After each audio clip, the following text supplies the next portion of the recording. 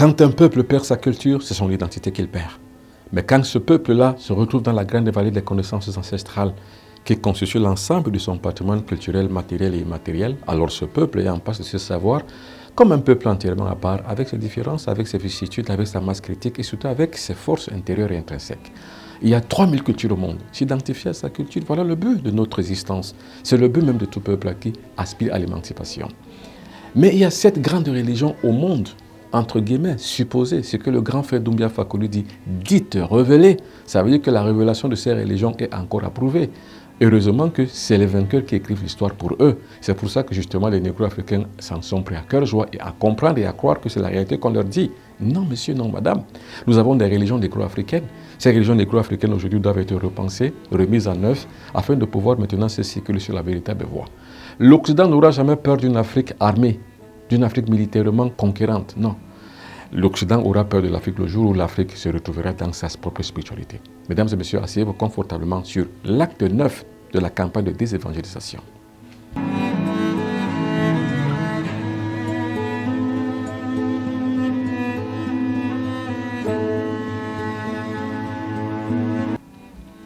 Au demeurant, parlons d'abord de la religion négro-africaine. Mais déjà, définissons ce que c'est que la religion. La religion, c'est quoi? La religion, c'est un acte qu'on pose vis-à-vis de la nature. C'est un corps à corps qu'on fait avec la nature, sous le contrôle d'une divinité qui est séante, mais à qui on rend un culte. C'est ça la religion. Maintenant, ça dépend de quelle lexicographie on a de la religion. Ça dépend aussi également de quelle surface géographique on parle de religion. Quand on parle de religion chez les Occidentaux, c'est qui? C'est un individu qui est dans le ciel, mais que nous contestons aujourd'hui, à qui nous n'avons aucun mouvement, aucun aide parce qu'il n'existe pas. Maintenant, dans le contexte négro-africain, la divinité, c'est qui? C'est la création, c'est-à-dire que c'est l'extériorisation de ce que Dieu est lui-même. Donc, la nature que nous vivons, que nous voyons, les lois de la nature, sont l'extériorisation de cette création. Ça veut dire que ce sont les 7 de Dieu. Dieu, donc, est une conscience cosmique révélée en chaque être humain, en tout ce qu'il a créé. C'est ça le concept négro-africain, et c'est de ça qu'il est question quand on parle de religion négro-africaine.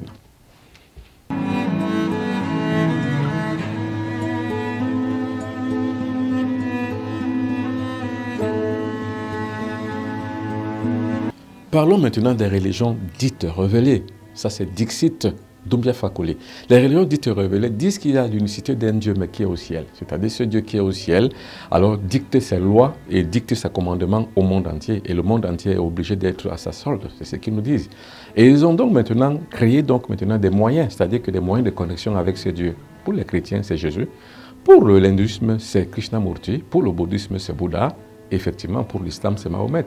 Mais allez savoir maintenant si ces gens-là ont à faire quoi que ce soit avec les négro-africains. Mais non, ils n'ont rien à faire avec les négro-africains. Tout simplement parce qu'il y a une phénoménologie sociale qui voudrait que l'histoire soit écrite par les vainqueurs. C'est-à-dire ceux qui sont les plus forts, ceux qui ont la résurgence d'une certaine puissance, efficacité militaire, ont su imposer leur point de vue sur les autres. C'est pour ça justement qu'on trouvera dans les négro-africains qui sont à la fois bouddhistes, hindouistes, confucianistes, chrétiens et aussi musulmans. Ce n'est pas logique.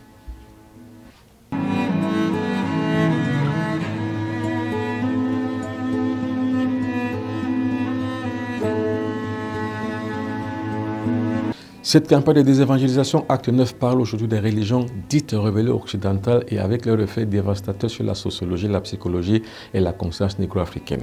Maladie de la foi, choc émotionnel et crise d'angélisme. Aujourd'hui, plus que tout, plus que jamais, pas un pas sans église. Une seule ville comme Kinshasa a environ 15 000 religions, 15 000 églises. Une ville comme Douala et Yaoundé réunies ont environ 10 000 églises. Une ville comme Lubumbashi, une ville comme Brazzaville ont environ 7 000 églises chacune. Alors cela fait donc une décadence totale et cela agit donc sur la psychologie et sur l'assentiment et le resserrement des liens sociaux des peuples.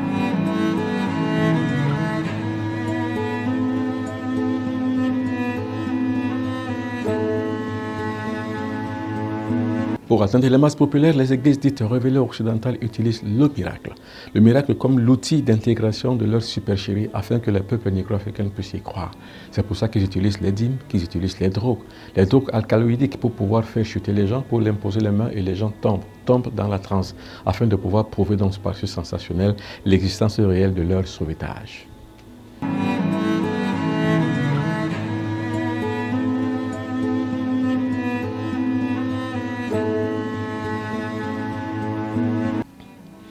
Cette campagne de désévangélisation, acte 9, va aussi parler de l'ancestralité. L'Occident a compris que par la manipulation de la béatification de leurs ancêtres, les négro-africains, comme ils sont beaucoup plus croyants, vont justement accepter leur béatification ou bien leur béatifier. Parce que le principe de la béatification, c'est qu'on rend un individu, même s'il était un salopard ou un voleur ou un bandit, un saint. C'est pour ça que des tueurs et des criminels comme Paul, on les a sanctifiés, donc béatifiés, sont devenus des saints. Et justement, les négro-africains y croient. Sainte Martine, Sainte Thérèse, Saint Roland, Saint Benoît, Sainte Françoise, Sainte Benita, Sainte Christine, Sainte Francisca, Sainte et Saint. On y croit tous, mais ce qu'on ne sait pas, c'est que ce sont les ancêtres des autres. Or, au demeurant, ses propres ancêtres, on ne les connaît pas. Et pire même encore, ses propres ancêtres, on les dénie et on les massacre.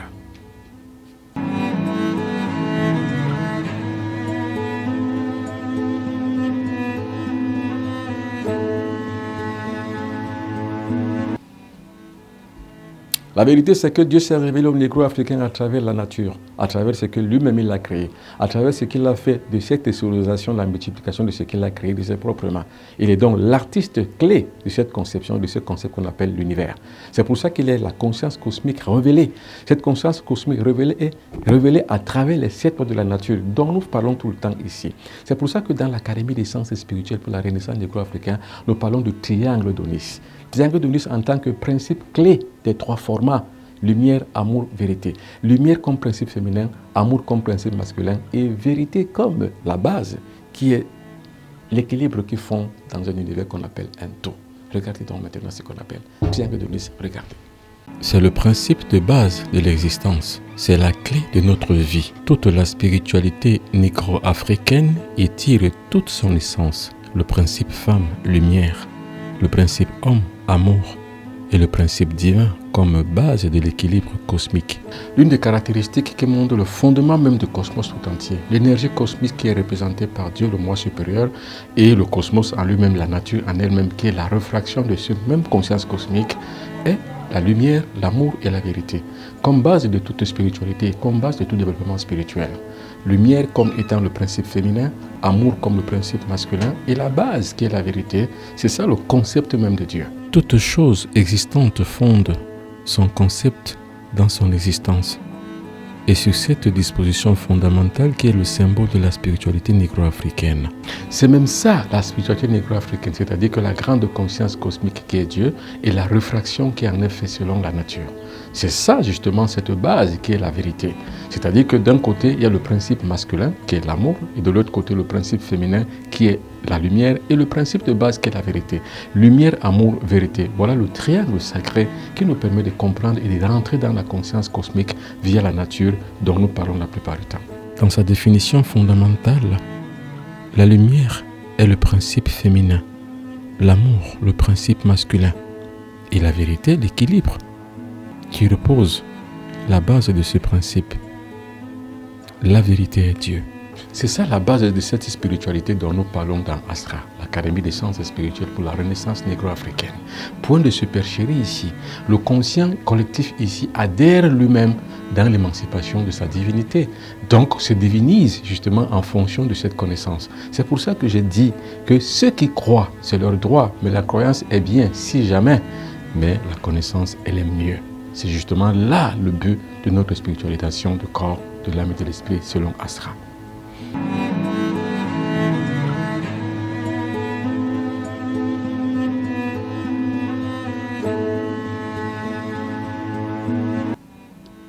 Dans la tradition négro-africaine, le chiffre 5 représente l'emblème sacré. C'est ainsi que nous avons donc les 5 grands jours de la semaine, le jour du Ndjangumba, le jour du Oum, le jour du Ngé, le jour du Mbok et le jour du corps. Ces 5 grandes religions sont donc l'émancipation de l'être humain qui aspire à atteindre Dieu. Et pour cela, donc, pour mieux comprendre encore la lexicographie spirituelle négro-africaine, il faut parler des 5 éléments de la nature. Qu'est-ce qu'on en pense dans l'Académie spirituelle pour la Renaissance négro-africaine? Regardez. L'univers se compose de 5 éléments. Les 4 plus connus et le 5e, le plus important. Les 5 éléments sont connus de tous. La plupart des négro-africains en savent quelque chose puisque tout le temps ils sont en contact avec ces éléments. Il y a l'eau, le feu, l'air, la terre et le 5e élément qu'on appelle l'éther. Tout disciple de la lumière et templier devra le savoir, car c'est l'essence même de son enseignement mystique et templier. C'est même ça le but de tout enseignement de parfait templier, c'est-à-dire développer en lui les 5 pouvoirs mystiques qui sont encore sommeillants et latents. Une fois il les a développés, il peut atteindre donc son génie. Et développer donc les 5 éléments suppose qu'on développe les 5 centres moteurs qui y sont enfouis. Il y a le centre moteur du cerveau, le centre moteur du cœur, le centre moteur de l'estomac, le centre moteur des 2 reins et le centre moteur du sexe. Une fois développé ainsi, il devient donc un artiste des arts mystiques. Et en cela, donc, il peut donc avoir une propriété spirituelle qui lui permet de pouvoir s'émanciper comme un véritable guerrier de la lumière parce qu'il va à la quête de la lumière, de l'amour, de la vérité. Les 5 éléments rappellent les 5 ordres templiers de notre académie, les 5 piliers de l'islam, les 5 sacrements de l'Église et les 5 centres moteurs qui caractérisent les 5 grandes religions dans la spiritualité négro-africaine. Ce concept des 5 éléments est la quintessence même des autres courants religieux. Nous avons tort de penser que les courants religieux sont sérieux, mais nous avons aussi la probité de dire que ces courants religieux ont tiré et puisé dans la spiritualité négro-africaine quelques vertus qui leur sont aujourd'hui un moyen de pouvoir symboliser leur spiritualité. C'est ainsi qu'on trouve par exemple dans l'islam les 5 piliers de l'islam, les 5 sacrements de l'Église catholique qui sont également aussi inhérents à nos 5 sens, aux 5 éléments de la nature, également aussi aux 5 vertus cardinales, celles qui ont permis donc aux impérialistes de pouvoir dompter le peuple négro-africain, par exemple sur le plan social, sur le plan politique, sur le plan économique, sur le plan financier et sur le plan écologique. Voilà donc le chiffre 5 qui est donc un chiffre de la maîtrise de soi, de la maîtrise des autres et de la maîtrise des natures. Ce qui est plus intéressant, c'est le regard que le disciple d'Asra porte sur la nature, où il puise son inspiration spirituelle. C'est son laboratoire d'observation et de recherche stratégique pour ses combats spirituels, car c'est un guerrier templier. Le chiffre 5 également aussi est tellement sacré qu'on parle par exemple du pentagramme. Le pentagramme est non seulement lié aux 5 éléments de la nature, mais aussi aux 5 centres moteurs dont nous avons parlé, mais aussi est lié aux 5 grandes religions de la nature, les 5 grandes religions de la religion négro-africaine. Il y a la religion du lundi, chez les Bassa du Cameroun, on l'appelle le Djangomba, la religion du mardi, on l'appelle le Oum, la religion du mercredi qu'on appelle le Ngé, la religion du jeudi qu'on appelle chez les Bassa le Mbok, et la religion du vendredi qu'on appelle le Koro, qui est la religion de la femme, la plus grande de toutes les religions. On retrouve également la même quintessence aussi dans les traditions, par exemple hindouistes, où Kali Yuga est le 5e élément qui permet de pouvoir asseoir une certaine divinisation du monde physique au monde supérieur qui est le monde cosmique. L'énergie cosmique donc en lui-même baigne aussi sur cette formule de la quintessence donc de la vie. C'est celle qui permet donc à un peuple de pouvoir s'émanciper. Et c'est pour ça que je parle de l'émancipation, mais accent mis sur le développement de la conscience.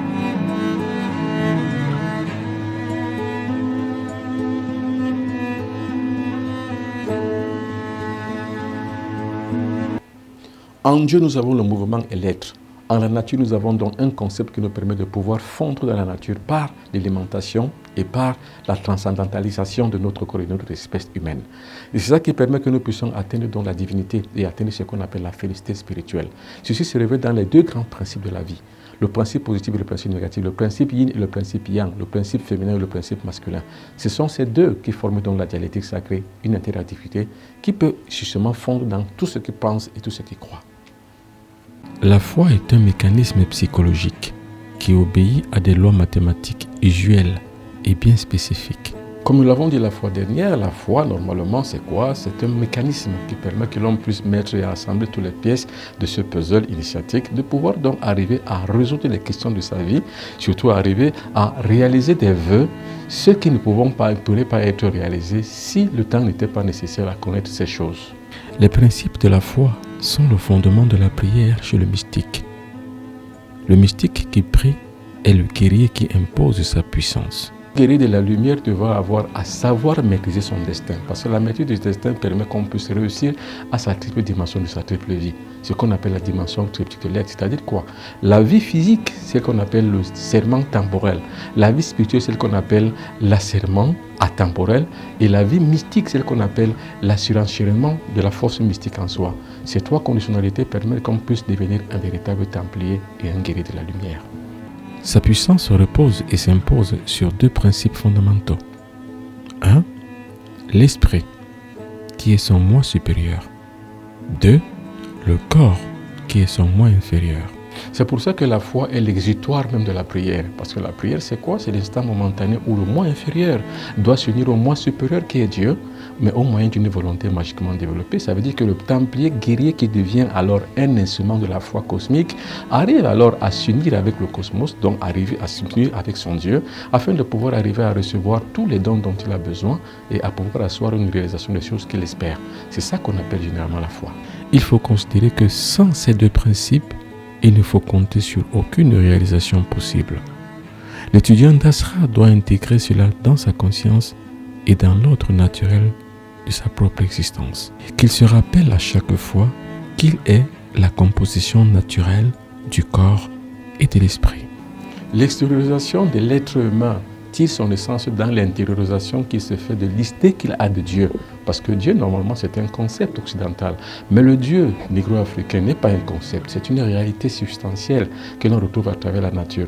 L'individu donc qui fonde dans la nature, par le transcendantalisme dont nous avons l'art de pouvoir montrer à nos disciples, arrive à comprendre l'équilibre qui est entre lui et Dieu. C'est pour ça que moi, le bon Benoît Bitton, je ne fais jamais une affirmation gratuite, encore moins une dénonciation gratuite, sans en apporter la preuve, également aussi le mécanisme qui permet de pouvoir arriver à la preuve de ce que j'avance.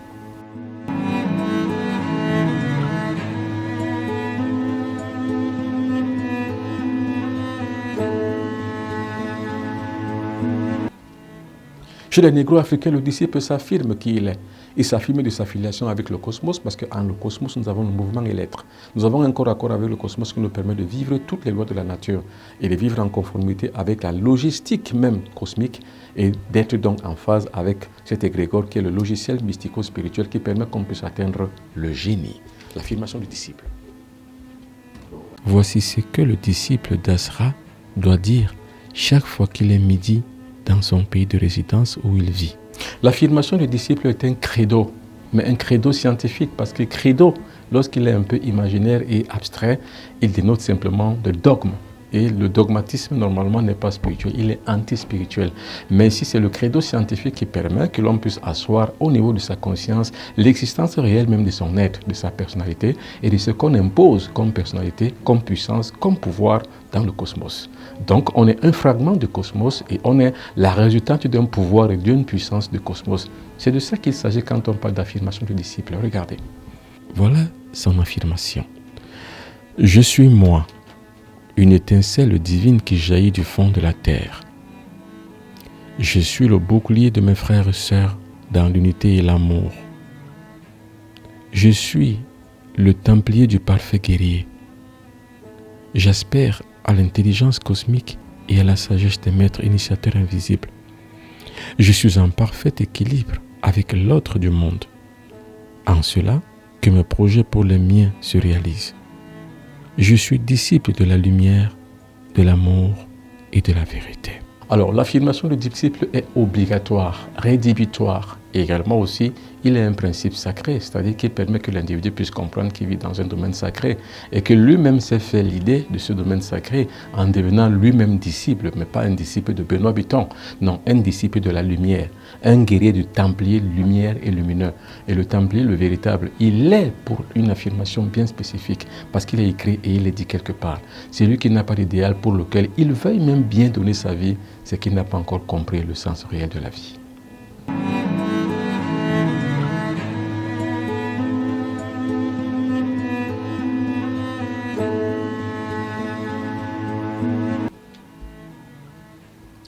Campagne de désévangélisation, acte 9, c'est fini pour aujourd'hui. Si vous avez aimé, mesdames et messieurs, merci. Si vous n'avez pas aimé, ce n'est pas grave. Faites-nous-le simplement savoir, nous allons nous améliorer.